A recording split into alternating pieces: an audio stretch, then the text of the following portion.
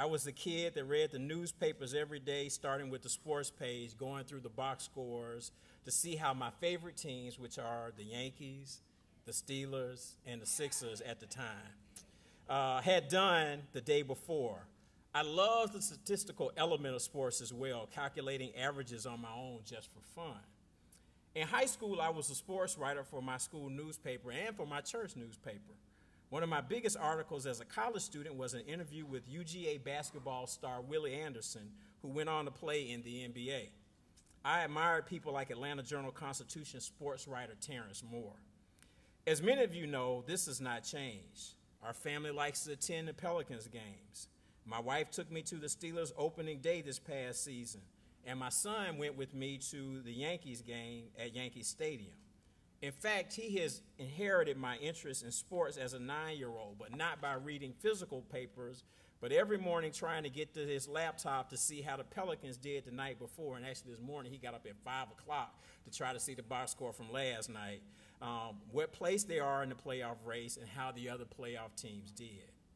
And as our Dillard athletes know, I love their games. I'm pretty sure I attend more games than most college presidents, which always includes a pop-up visit for a road game.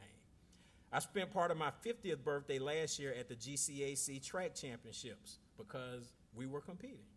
My interest in stats leads me to my mean tweets I do sometimes for the rest of the conference for cheating my players from all conference awards this past season. I'm still mad about that. So anything and anyone sports related immediately gets my attention. So when I got an email in November of 2011 from my PR director when I was president of Philander Smith College in Little Rock that Jemele Hill wanted to interview me, I was hyped. Unfortunately, it was about the hazing at Florida A&M, which is my research area expertise, but for me, it was still cool to talk to her. I hoped to meet her during the Super Bowl at the ESPN party when we first moved here, because y'all know I got connections, so I could get to the ESPN party. But we didn't get to meet up that night, even though my wife got to take a picture with T.O. that night, so she was hyped about that. But I've continued to follow her career and very excited to welcome her here today. Jemele Hill is a chief correspondent and senior columnist at ESPN's The Undefeated, a platform that fuses sports, race, and culture.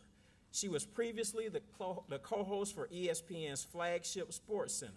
Prior to that, Hill wrote a column for ESPN.com's Page 2 and hosted ESPN's His and Hers, a statistics-based sports discussion program.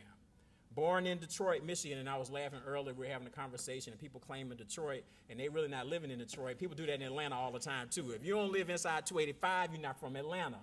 So let me just say that. So when she said that, I was like, I like her. That's how I am about Atlanta. She went on to attend Michigan State University. She began her career as a sports writer with the Detroit Free Press, primarily covering Michigan State football and basketball. While there, she also covered the 2004 Summer Olympics and NBA playoffs. Hill joined ESPN in 2006 as a national columnist for ESPN.com. She made regular appearances on television, including SportsCenter, and several other ESPN programs, including ESPN First Take, Outside the Lines, and The Sports Reporters. In 2007, she was awarded the inaugural Van McKenzie Cup, an award created to recognize a journalist who best exemplifies the traits of the innovative sports editor for whom it was named. In 2011, Hill and New Orleans native Michael Smith began the podcast His and Hers. Its popularity led to ESPN adding Hill to Smith's ESPN2 show, Numbers Never Lie, which was renamed to His and Hers a year later. The show aired successfully for 6 years when both Hill and Smith became evening anchors of ESPN's Sports Center. Personally, I think she is the master for handling the idiots and trolls on Twitter. If you're not following her, you must. It's hilarious. But even more importantly, she is a great example of the phrase speaking truth to power.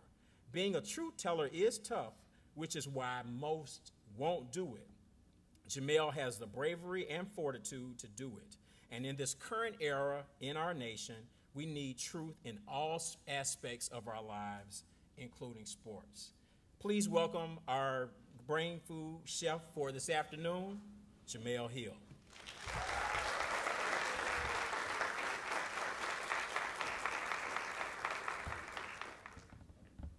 was telling your president, I was like, man, that was some intro. I thought he was talking about somebody else. He was talking about me. Also makes me feel old, too, because I'm like, man, I've been around a long time. Anyway, thank you guys for having me here. I really appreciate it. I was unaware that this was also the weekend in which you have some prospective students here, people figuring out what they want to do, where they want to go, and Dillard obviously being a tremendous option. So, as somebody who never really took a college visit, let me just say, and I encourage you to really investigate whether or not this is the place you want to be, and I'm sure that it is for many of you, but, have fun and kind of soak up this experience, because, most of us, we only get to do college once, and I was in such a rush to graduate like a lot of people that it wasn't until after I left, bills started hitting, that I was like, man, I should have stayed in college. What was I doing? I had such a rush to leave to pay these bills. I've had a very fortunate and blessed career. And as I was telling some students just moments ago, I was very lucky because I was one of those people who knew very early on what I wanted to do for a living. I've known since I was in 8th or 9th grade that I wanted to be a sports writer. Like the president, like you, Dr. Kimbrough, I had to also read the newspaper to follow my favorite sports teams. And I was a big baseball fan. That was kind of my first love. And so I was a big Detroit Tigers fan. And so if I wanted to keep up with them, I had to read the game stories and the box scores, and even more archaic, at least in today's times, I had to listen to them on the radio in order to figure out what they were doing on a night-to-night basis. But consuming that media, even though it looks a lot different then than it does now, it allowed me to develop a love for journalism, because I was reading both the Detroit News and the Detroit Free Press and trying to figure out what was going on. And so I started to get into the stories and into the players that were, behind some of my favorite sports teams, the Pistons and everybody else. And so that was sort of stoking that kind of early fire. But as I look back on kind of the course of my life and career, I realized there was a consistent pattern that was there. And that pattern for me was that a lot of closed doors became open windows. And I know we have a lot of, people in this room who are worrying and wondering about decisions they've made and whether this is the right decision or the wrong decision. I don't look at decisions as right or wrong. I believe that everything does happen for a reason, and a lot of times you don't know what that reason is maybe until later on. Now, the outcomes and what eventually may result may be good or bad, but I don't believe that there are any accidents and that you're in the place that you're supposed to be for a particular purpose. So I guess let me tell you a little bit about where and how I grew up. I grew up in Detroit, as I said, and as I often like to say, to quote a Jay-Z line, I grew up in the real hood, not the rap hood. And my mother, I was raised primarily by a single mother, a little co-parenting done by my grandmother. And I'm sure that for some people you can kind of relate to those situations. My father and I were estranged for a little while, but then he kind of re-entered my life maybe when I was about 11 or 12 years old. But I was saddled with a lot of baggage, which statistically, if you read, means that you're supposed to, or your life is supposed to turn out a certain way. My mother struggled with drug addiction. My father struggled with drug addiction. We grew up impoverished, so I was on welfare for a huge chunk of my life growing up.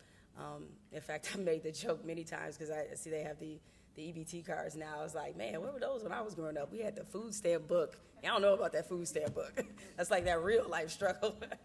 But nevertheless, growing up as a child of poverty, any of you can see the statistics and what it says about people of color, children of poverty, and what's supposed to happen to you later in your life.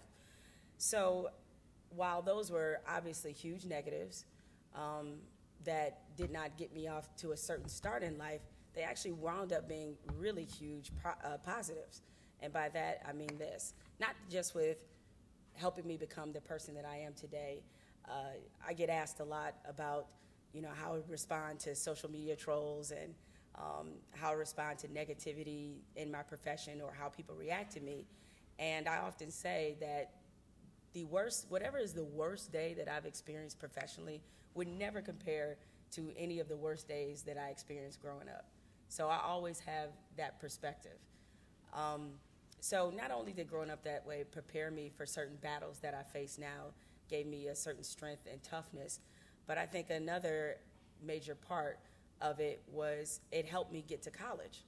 And when I was in high school, they had a college scholarship program called Compact, where all you had to do was maintain a 3.0 throughout throughout high school, 90% attendance, and you had to, I forget what your score exactly had to be on the SAT or the ACT, and it was a Detroit-wide program for all Detroit high schools. So if you fulfilled those requirements, then they would pay for your tuition and fees in any college in the state of Michigan, and if you went outside of the state of Michigan, they would pay your tuition and give you basically some money towards some books and some living expenses. So I knew, based off how I grew up, that I never wanted to put myself in a position where I did not have options and choices. And everything I saw growing up, I wanted to do the exact opposite of that and put myself in a position where I wasn't vulnerable to the circumstances that happened in my life. So I signed up for that program. And sure enough, by the time I got to senior year, I had completed all of those requirements. I was admitted into Michigan State University. But even better, and my mother and I still joke about this, I told her when I was in high school, my senior year, I was like, ooh, Ma, the best thing you could have ever done was be poor, because I got all this financial aid money because you were. And it was awesome. So the Pell Grants was rolling in, Trust me, I wasn't out there like Tyrone in, Gucci bags and whatnot. That wasn't me. I was like, biggest refund check I ever got was $900. I thought I was going to, buy a Lamborghini with that. But nevertheless, it was because of that circumstance that I was eligible for a lot of grants, a lot of different scholarships. So by the time I left Michigan State, I owed very little loan money. So I also wasn't saddled with a lot of loan debt as a result. So that was sort of my first kind of experience of something that was supposed to be hugely negative. I was able and was supposed to close a lot of doors, actually opened several doors for me. Now, fast forward to when I got my first job out of college, which was at the News and Observer in Raleigh. And part of the reason I was in that position is because when I was in college, I had a lot of internships.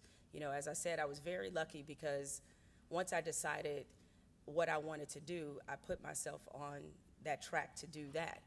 And I was able to be exposed to the career of journalism pretty early in high school. I wrote for my high school newspaper, covering sports, much like you. And I also got an opportunity in high school to work for the Free Press.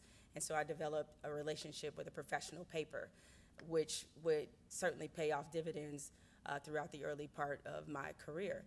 So I had all these internships that I did in college. I did 5 by the time I graduated, or 5 by the time I got my first job, I should say. I'm in North Carolina, and again, in those days, print journalism was just the only thing I thought about doing. And so I never thought about working at ESPN. I never wanted to be on television. We used to make fun of people on TV all the time. Like, it was just this sort of, unspoken war between print people and TV people. And we thought their jobs were easy, and they were just reading our stories on air. And so we had this sort of high and mighty opinion of what we did as print journalists. So my dream job was actually to work at Sports Illustrated. That's what I wanted to do. I wanted to write these long stories about athletes and personalities and compelling issues in sports. That's what I wanted to do.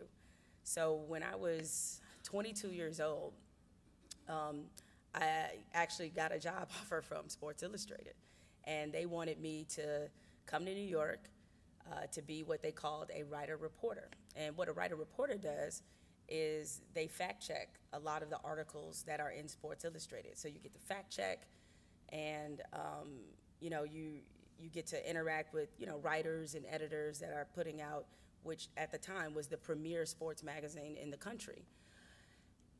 But when I asked them about what kind of possibilities or development was there for me as just a writer, like I wanted to write my own pieces, and they said, well, you can definitely pitch ideas.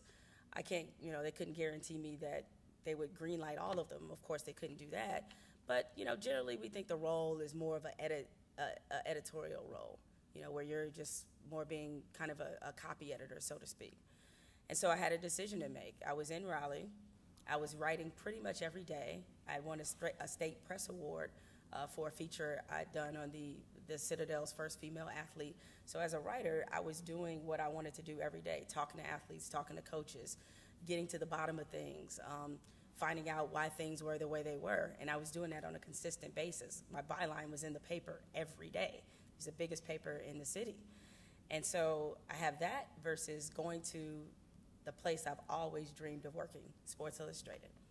And I turned them down because my development as a writer meant more than just being at a big name place. And that right there, it was a little crushing for me because I had spent so much of my time and thought process obsessing about working at Sports Illustrated. And it finally comes, and the job they offered me is not the job that I want to do. And it forced me to sort of reevaluate what my sort of long-term goals were in the profession. And the guy that interviewed me, who ironically enough, he and I emailed recently, he told me after the interview, or rather after I turned him down for the job, he said, I shouldn't say this, but you made a good decision. We can afford you now. I guarantee you we won't be able to afford you later. So what looked like a closed door in that this was the dream place that I wanted to be at really became kind of an open window because I stayed in Raleigh, continued to write stories and do good work, and I wound up back at the Free Press covering my alma mater, Michigan State football and basketball for 6 years.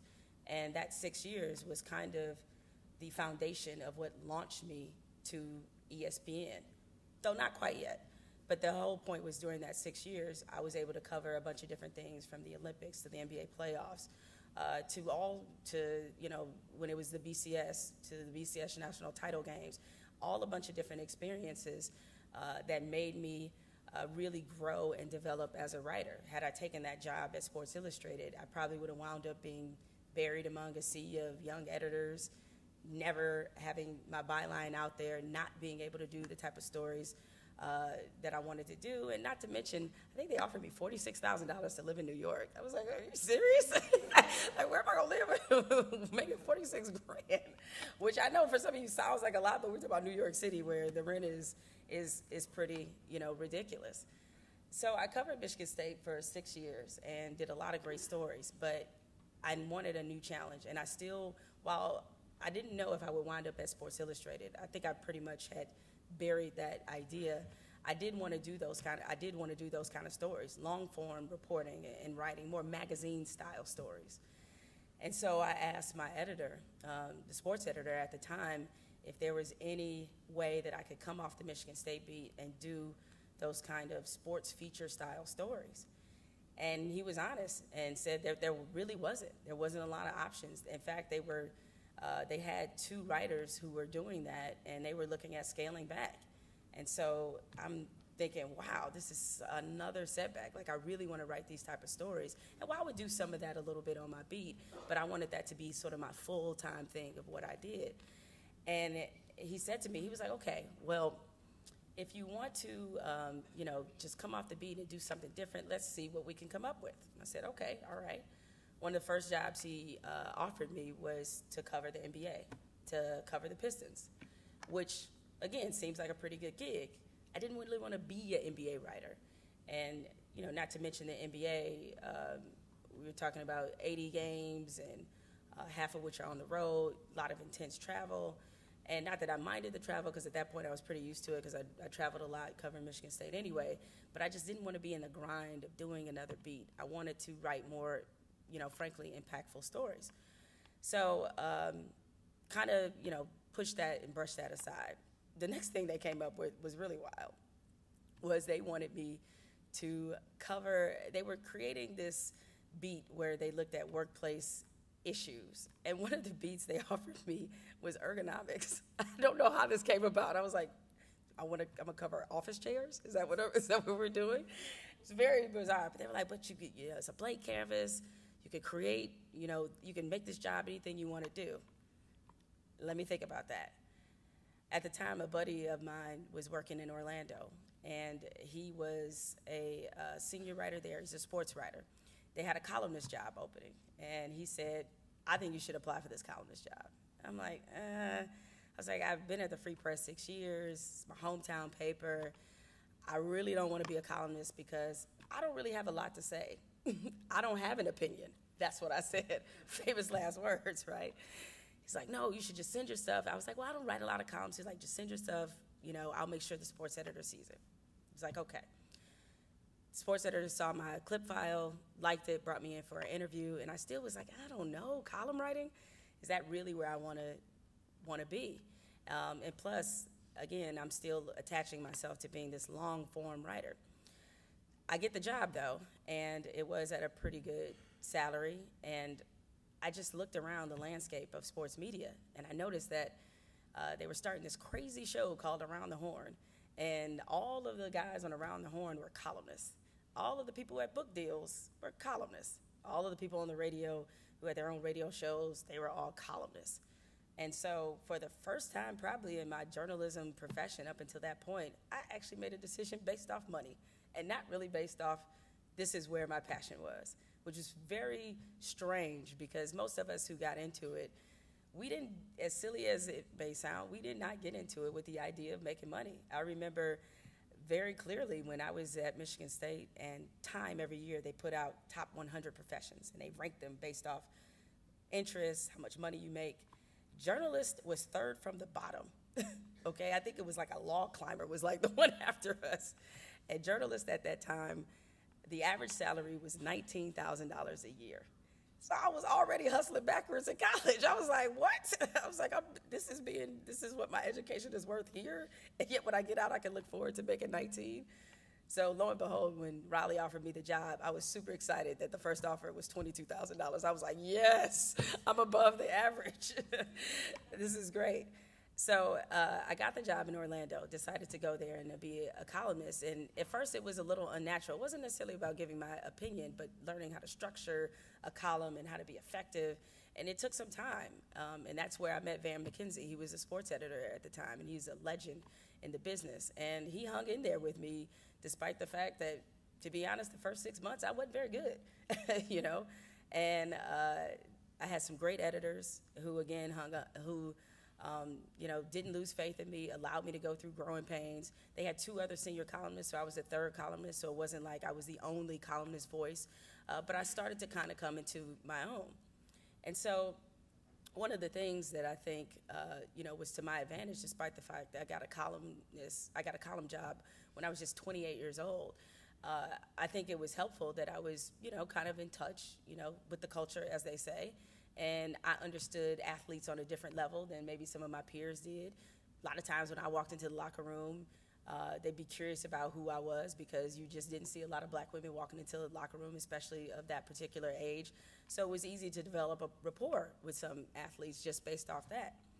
So I came up with this crazy idea that I wanted to start, and I don't even remember how I thought of this idea, but I just thought of it, but that I wanted to interview athletes in their space as opposed to in a locker room or in some formal interview setting, because I felt like if you interview them in their space, they'll be more comfortable, more open, and you can find out some really interesting things about them. So I proposed this series to my editor called Riding With, where basically I would get into a car with an athlete, and athletes are super into their cars, so this was not a tough ask. And I'd interview them as they were driving me around whatever city they were in. So one of the first ones that I did was with Willis McGahee. And I met him down in Miami. I can't remember what kind of car he had, but it was some souped-up BMW, really, really nice car.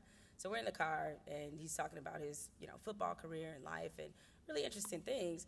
But I noticed, in doing my research, he had a few kids by different women. And so I asked him, jokingly, but sort of wanted to see what his response was. I asked him, so would you rather have a baby mama or a wife? That's what I asked him, right? And he was laughing about the question. So we had kind of built this rapport. And he was like, man, he just starts going in on baby mamas. He's like, baby mamas are the worst, and this is why. And da, da, da. He's giving this answer that's hysterical, but mostly hysterical. So when I wrote the story, you know, it's a straight Q&A. We had video with it, wrote it, and it got a lot of response. It went viral. Deadspin picked it up because of what he said about his own baby mama. So this story is like everywhere all of a sudden. And the editor of our paper was pissed because she thought the term baby mama was offensive.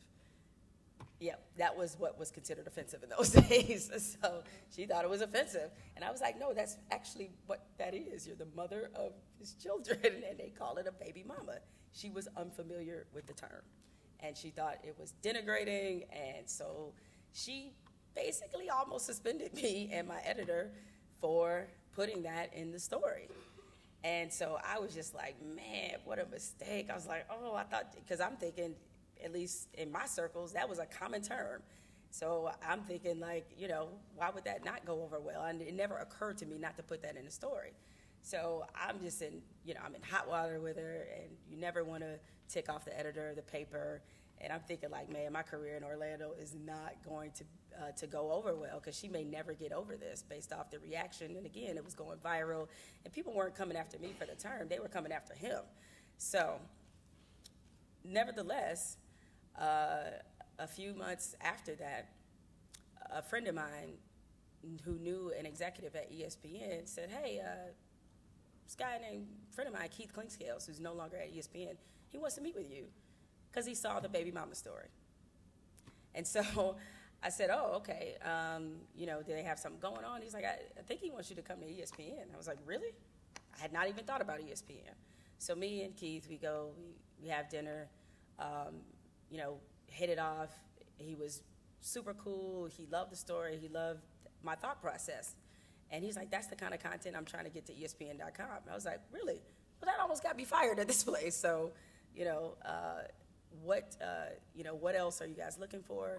And he said, well, we need a general columnist, because there's a guy who I'm sure who you're familiar with named Skip Bayless, who was leaving his writing position to do a show called Cold Pizza, which eventually became First Take. And he wanted to leave writing, and so they were going to have a columnist job open. I said, okay, I'll come to campus. So I go to campus, interview with like 20 or 30 people, and I wind up getting the job. And ESPN was a job I'd never thought about, never really, for me, was, you know, sort of my sports mecca. Of course, I watched the channel, and I watched SportsCenter like a lot of people, but it was something that I had never put on my career vision board at all. And I'm just, again, less than 4 or 5 months removed from the editor wanting to suspend me for the very thing that got me to ESPN. So, of course, I wind up, you know, taking the job, and it was a lot different. I mean, it was great to be a national sports columnist at a place like ESPN. It certainly opened up a lot of doors. But it was a unique change, because once you become a part of ESPN, it creates this profile of you being a celebrity journalist, because you can't help it because of the platform that you're on. I wasn't used to people recognizing me, or if you write something at ESPN versus at the Orlando Sentinel, the reach is really, really something that has a magnitude that you're not really quite prepared for. So I was sort of adjusting and adapting to this. So in 2008, I was covering the finals. It was Celtics-Lakers, I believe. Celtics won that one. And I decided to write a column about the Celtics all of a sudden being so beloved, especially in my city. You know, Detroit and Boston, nah. that was never, you know, a warm and fuzzy relationship. You know, you grew up a Pistons fan like me. Probably the closest I ever came to crying over a sporting event was when Bird stole a ball from Zeke in '87, which should have been our third title, but that's okay. Or it should have been our first title. We should have won 3 in a row, but I'll let it go one day. But that was the closest I ever came to crying over something that happened in sports. And so there was always this animosity between Detroit and Boston. A lot of other cities, obviously LA felt that way about the Celtics, but it was different now because they had KG, you know, they had Paul Pierce, they had Ray Allen. I noticed that a lot of people were actually rooting for the Celtics, which I found to be bizarre given how I grew up. So I thought I'd write this funny column about, making crazy analogies about, like, if you root for the Celtics, basically you're the worst person on earth. That was pretty much the gist of it. So in that column, I made a very unfortunate comparison, which got me suspended the first time. So this recent suspension, that's not my first bid. Okay, it's my second. So I got suspended, and I deserved it because I invoked a name that you shouldn't invoke, especially not in jest, and that is Hitler. I always have to explain, though, it was not a pro-Hitler reference. It was a Hitler joke, which did not belong in the column. And so I was suspended for that. And it taught me a lot of lessons. And as I was saying to you a moment ago about the magnitude of the platform, that was something that I was struggling with as it was. And that was very much a come to Jesus moment about where I was and what it meant to be there.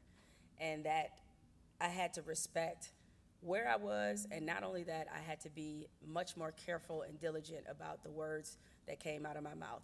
It would be easy for me to blame an editor for that because, no, I don't, post my own stories.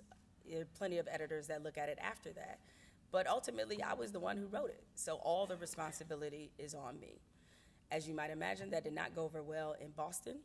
And there were protesters, or I guess, because in fact, Keith, he sent me a picture of it.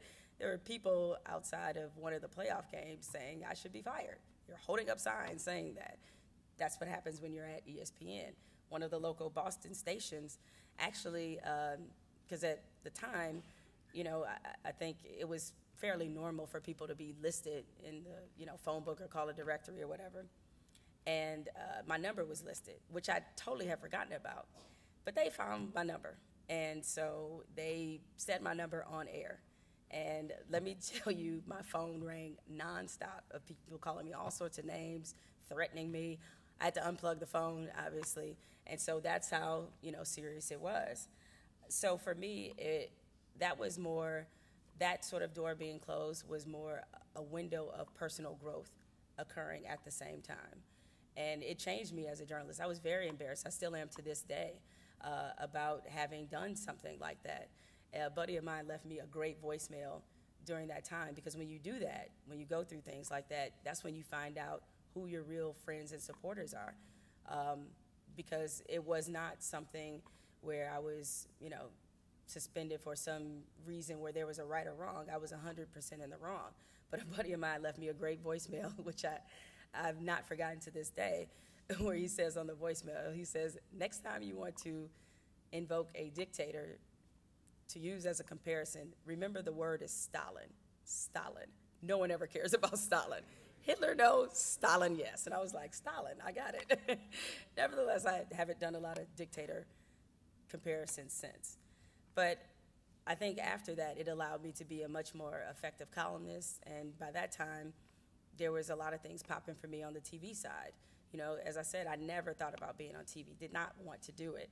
But when you can generate opinion, that makes you somebody that people want to stick on air and say, you know what you just said in 1,000 words? Say it in 30 seconds. Do that. And because I didn't take TV very seriously, I was always myself on television because I'm just like, it's just TV, who cares? And that was actually a good thing because I didn't go through some awkward period where the cameras made me nervous or people made me nervous. I was just talking as far as I was concerned and just being myself. I was the same person on air as I was off air, but much less cuss words. So it kind of worked out for me. So to slightly backpedal a little bit, when I was in Detroit, I was covering a Celtics-Pistons playoff series. I met a young man named Michael Smith, New Orleans' own, and he was a print reporter at the time at the Boston Globe. And he and I became friends, and he got to ESPN a couple years before I did. Then I came, and our friendship grew even more because we were both there around the same age at ESPN. We had some similar kind of career frustrations being there because, ESPN is a great place to work. It's the best job I've ever had. But they bring in a lot of great people, and it's a lot of fight for real estate within ESPN. And so there are people you talk to who are frustrated, thinking, oh, I should be on this show, or I should have my own show. Like, that's just common discussion at ESPN.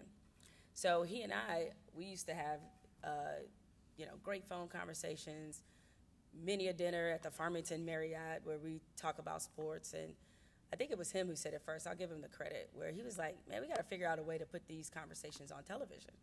And we hadn't done that much television together. And after that point, we started kind of begging different producers, like, hey, man, you guys should put us on together. And I remember Skip Bayless was out for a week, and they had Mike and I filling in on First Take. And it was a great week, and we had a lot of fun. And we thought, like, okay, we've shown them when we're on TV together, something special happens. There's a lot of great chemistry. And so we started to talk to more producers and more people with suits and ties about, hey, you guys should give us something together. And one particular response, or it's two responses I'll never, ever forget. One producer told us, a black producer, said we couldn't be on TV together and it wouldn't work because we're too much alike. It's like, how are we too much alike? It's like, well, you guys are both black, and, people will probably look at that and say, y'all too much alike. Excuse me? Right? But understand, television is a copycat industry. And so here's the thing that was working. You had Skip and Stephen A., Tony Kornheiser, Michael Wilbon, black, white. Aesthetically, you can see it's different, even though, as I tell many people, Tony Kornheiser and Michael Wilbon are the same dude. They're both old and cranky. They're the same dude, all right? They have a great friendship that spanned 30, 35 years now, and they both were at the Post, and they took their conversations that they used to have in the newsroom and made it into the most successful commentary show ESPN has ever had in PTI. But you could look at them and tell you were different. Me and Mike, you have two black people around the same age, and even though I'm a woman and he's a man, it's like, oh yeah, there's not much difference of opinion, but as Mike and I often like to say, we agree, but we agree differently. So that was one piece of feedback we received. The other piece, I still know this producer very well, and every now and again we like to torture him and bring it up, and he's somebody we consider a friend. He told us, white guy, you guys just aren't the jump off. The jump off? Excuse me? Like, that's not exactly how people use jump off. Never mind. But that's what we were told, not the jump off. Okay? Not the jump off. So we got frustrated. And instead of waiting for some producer to have some brilliant stroke of genius and give us a show, we decided to start a podcast within ESPN.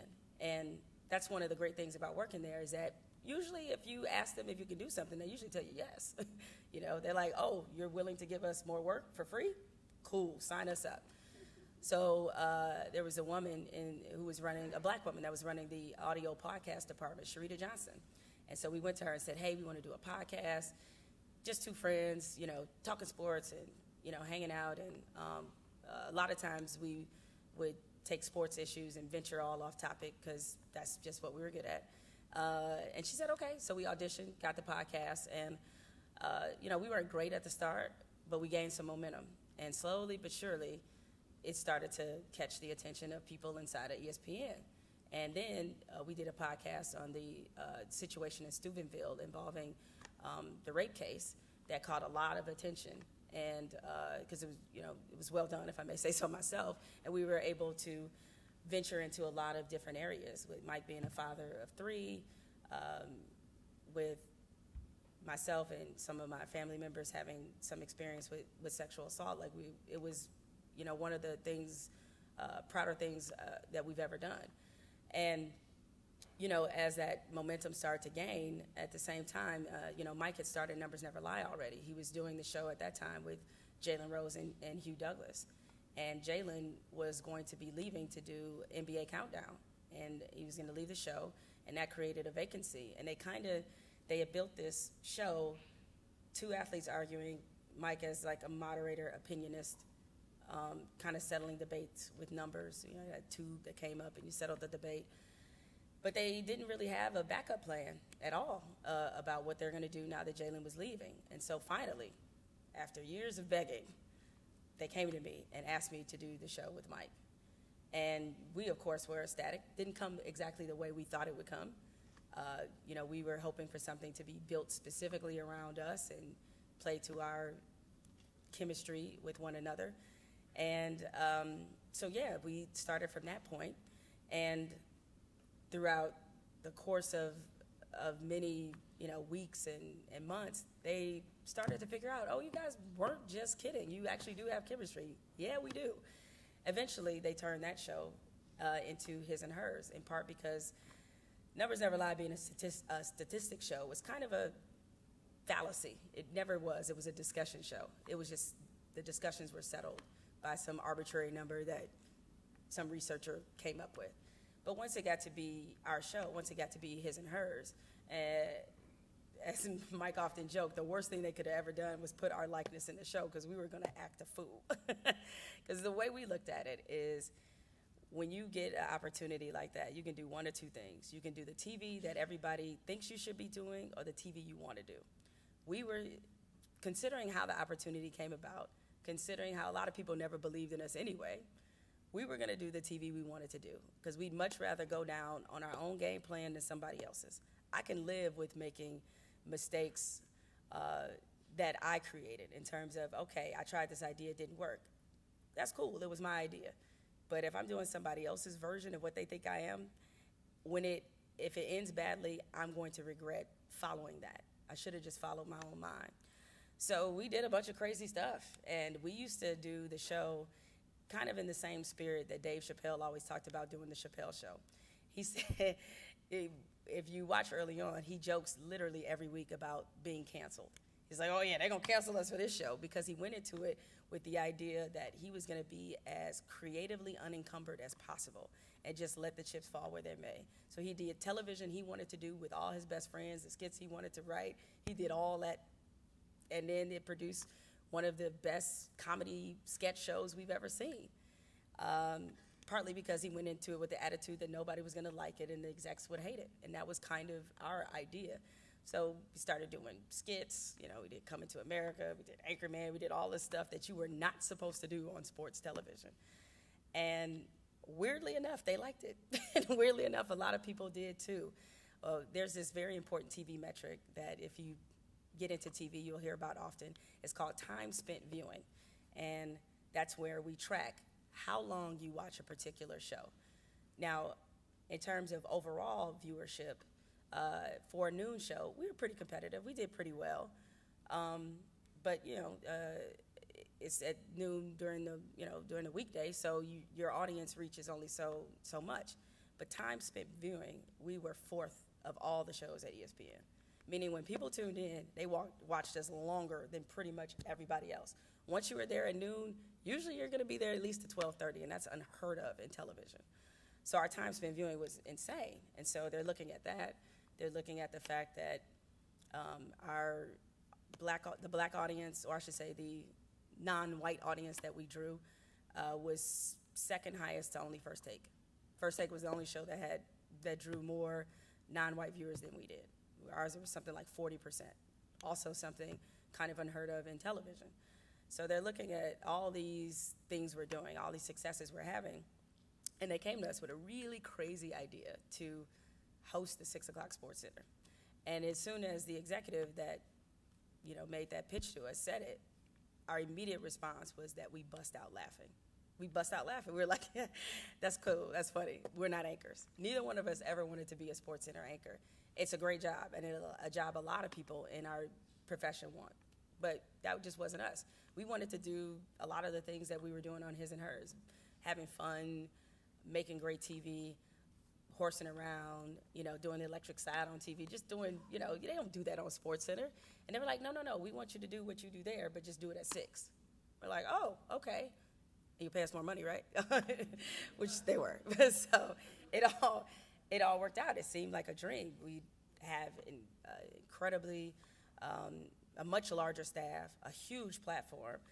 Sports Center is ESPN's baby. And as another executive described the show, it keeps the lights on at ESPN. So that is the network. It's the reason they call it the flagship. This is, you're sitting in the seats where Stuart Scott and all these iconic broadcasters, Rich Eisen and Dan Patrick and Keith Olbermann, they all sat in those seats. So it's a huge responsibility, as well as a huge, feather in your cap for your career. So we went into it thinking like, oh man, this is going to be really, really awesome. And creatively, we wanted to take some of the things from His and Hers over there, which we did. But, and this happens in television, is we were sort of halfway through the 13 months that we were on, and leadership and philosophy changed. And the same leadership that brought us in to do it was no longer a leadership associated with SportsCenter. And so we started to feel like the franchise quarterbacks that were drafted, and then you get a new coach and a new GM and a new offensive coordinator. And so you have one of two choices. You either run the plays they want to run, or you decide, maybe I don't want to be at this, maybe I don't want to run this particular offense. You know, I want to do spread option. They might want pro style. It's kind of the way it works. So during the course of this sort of behind the scenes kind of us figuring out, now that the philosophy has changed, you know, how are we going to adapt to that? My little controversy bubbled up sort of during the course of that with the tweets with the president. And when I was in that moment and tweeting, I was not thinking it was about to become such a national story that it would lead to the White House asking for me to be fired, or for the president tweeting me, you know, by name and accusing me of being the reasons why ESPN's ratings were in the tank, apparently. And yeah, there was a part of me where I worried whether or not I really was going to get fired. Nobody there gave me that indication, but those are the kinds of headlines you create where, of course, naturally, you worry about how it's going to impact your job security. For that to all be happening as we were trying to figure out this show, it was definitely a lot going on. And then, of course, you know, I got suspended. So I'm thinking, like, this is really about to, you know, make my career, this might be the end of it at ESPN, period. So I'm not sure what's going to happen as a result of that. And usually speaking, again, I've seen so many of these controversies play out in our business, and a lot of times it does end up with people having to leave the network or leave their job, or something having to be arranged behind, you know, closed doors. But the very opposite happened, and all of a sudden, my platform expanded. The reach I had was bigger and broader than ever, but it wasn't necessarily a fit for SportsCenter. SportsCenter needed to be SportsCenter. It's what it needed to be what it's always been, but I had to be me. And so I went to them and asked if I could leave the show. And I jokingly like to say, I mean, we lasted 13 months. I'm pretty sure we have the record for shortest SportsCenter stint in history at ESPN, so we got that going for us. But I asked to leave because personally, especially during this time where there's so much to write about, as you all see every day in the headlines, from Colin Kaepernick to Michael Bennett to a lot of different issues, that sports and social issues are colliding against each other. They always have, but now is during the tone of this administration and the tone of this country, it's become even more volatile and more compelling and more fascinating. And I wanted to write and report about those issues, but I can't do that from a SportsCenter chair. And while for a lot of people that might have been the dream job, it wasn't my dream job. And so it was very easy for me to leave it because I didn't feel like I could be myself on that show. Not that they were asking me to be something different, it's just the function of how that property worked. So to bring it all, I guess, kind of full circle before I open this up for questions, there were a lot of positive things that came out of the controversy that I didn't anticipate. One of them is now being able to be at the Undefeated with writers and journalists I really respect, and being able to create the kind of journalism and TV I want to do in a very much of a loose format, because I can, you know, pop in and out of shows, and I pretty much pick and choose which TV platforms I want to do, which I love, to having the freedom to do that. And coming back to the commentary lane at this time, as I said, is vitally important for me. But there were things that I wanted to do eventually with content that I was holding off until the end of this particular contract. But going through all that motivated me to get those things into motion right now, because given the precariousness of where things stand, you know, in any job that you have, what's done today may not be promised tomorrow. I wanted to start a production company I did start it, and we've made a lot of headway that way. But I was content to not really do anything with it till I left. But I decided, what am I waiting for? And that was all kind of a result of that. And so, you know, when you tee off on the president, it should close a lot of doors, or a lot of times it does. Just so happens when you tee off on this president, it tends to open a lot. I say all that to say is that all those supposed mistakes, all those supposed negatives, in every corner and every turn in my life, they've always been able to find a more positive window. Something I didn't know existed was usually right around the corner. And it gave me the faith and the strength to know and understand that I'm in the exact space and place that I'm supposed to be. And so sometimes when you make decisions, you have to have that kind of level of serenity about what you've done. And that it may, to you, seem like, what is it, the meme with the dog and everything's on fire, and you're like, everything's fine. In your mind, you're thinking it's that. But I guarantee you it's something bigger, broader, and a bigger purpose going on that puts you in that space. And so with this collection of life experiences that I've had, that's why, you know, when the White House called for my firing, I was able to be amused by it. Mostly because as a journalist, like, you kind of dream of that moment of when City Hall comes after you. You're like, yeah, I've done something. And so if that's kind of the worst thing that goes on my career obit, is it really that bad? Probably not. So I say all that to say is that you just have to, as you go forward and whatever you pursue, you have to have an unshakable faith in yourself, even when it appears that it's not necessarily taking you in the path that you thought. And of course, always stay versatile. We all have goals and dreams and things that we want to accomplish, things that are on your vision board, but I guarantee you, it's something you're going to accomplish that's nowhere on your vision board.